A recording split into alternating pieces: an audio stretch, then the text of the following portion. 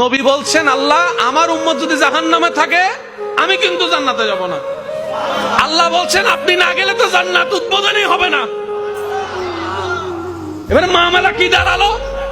আল্লাহ পাক বলে যে আমি তাহকামুল হাকিমিন নিজেকে বলেছি, বিচার না করলেও তো জিনিসটা সুন্দর হয় না। নবী একটা কাজ করেন, ওয়ালা সাউফা ইউতিকা রাব্বুকা ফাতারদা, আমি কাউকে বলি নাই, আপনাকে না বলেছি। আমার সাল্লাল্লাহু আলাইহি রাহমাতাল লিল আলামিন কারো সম্পর্কে নাজিল করি নাই, আপনাকে দিয়েছি। ওয়ালাল আখিরাতু খায়রুল লাকা মিনাল উলা, কাউকে বলি নাই, আপনাকে বলেছি। আর আমি আল্লাহ ভালো করে জানি আপনি হচ্ছেন উম্মতের দরদি নবী।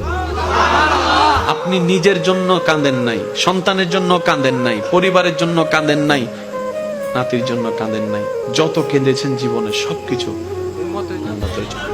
এমনকি হাসরের ময়দানে যখন সর্বপ্রথম আমাদের নবীকে আল্লাহর হুকুমে তোলা হবে, আমাদের নবী উঠেই জিব্রাইল আলাইহিস সালামকে প্রথম প্রশ্ন করবে, ও আমার ভাই জিব্রাইল, আমার উম্মত গুলা কোথায়? আইনা উম্মতি, আইনা উম্মতি, আমার উম্মত কোথায়? আমার উম্মত কোথায়? আমার উম্মত কোথায়? আমি উঠার আগেই নাকি আমার উম্মতকে জাহান্নামে দিয়ে দিয়েছো নাকি? কোনো আমার উম্মত কোনো জাহান্নামে চলে গেছে নাকি?